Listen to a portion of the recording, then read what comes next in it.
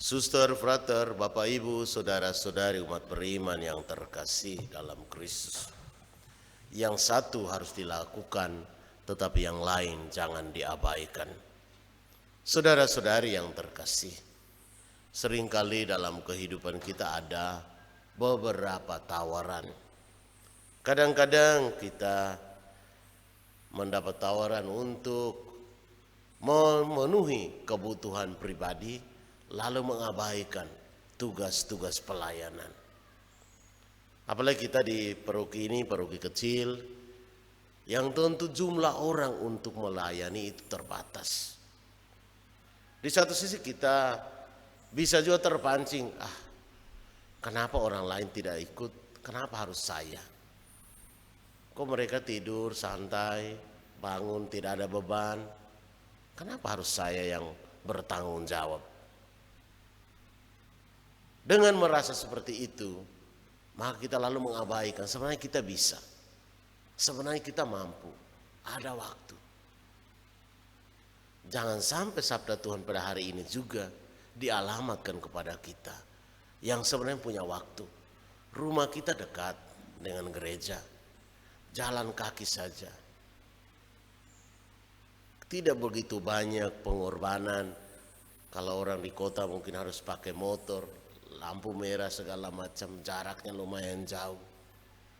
Kita di sini rata-rata rumah kita berdekatan dengan gereja. Tetapi itu memang butuh pengorbanan, tidak gampang.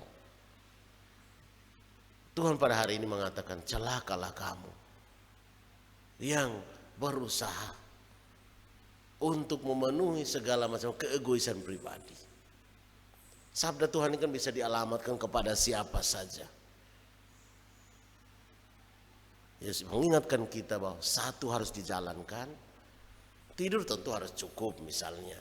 Tapi bagaimana kita mengatur? Misalnya jam 10 atau jam setengah 11 kita tidur sudah tuh. Supaya pagi kita ada waktu untuk bangun lebih pagi, lebih segar. Tanpa merasa bahwa tidur kita kurang. Soalnya ini soal manajemen pengaturan waktu. Lalu dari rumah kita ke gereja berapa menit sih? Kita bisa atur. Semuanya tergantung pada ini dan hati kita. Kalau sudah merasa bahwa saya tidak mau melayani, maka otomatis pasti kita tidak bisa. Tidur lebih nikmat kan rasanya. Semuanya kembali kepada bagaimana kita memberi hati, memberi diri kepada Tuhan. Sehingga tadi hari ini bacaan yang mengatakan celakalah kamu, mungkin tidak kena kepada kita. Tentu bagi kita yang sudah berjuang, berusaha, berkorban semaksimal yang kita bisa. Yang satu harus dilakukan, yang lain jangan diabaikan. Semoga Tuhan membuat kita semua menjadi pemenang yang bisa mengatur agenda jadwal kita. Tidak mengikuti keegoisan-keegoisan kita untuk memenuhi segala macam kemalasan kita. Segala macam ingin manja diri kita. Kita harus menjadi pemenang. Orang yang bisa mengalahkan rasa malas itu, orang yang bisa mengalahkan rasa egois kita itu, demi sebuah tujuan mulia. Bahwa kita mau melayani gereja kita, kita mau bertemu dengan Tuhan kita yang senantiasa hadir dalam perayaan Ekaristi. Semoga Tuhan memberkati kita. Amin. Amin.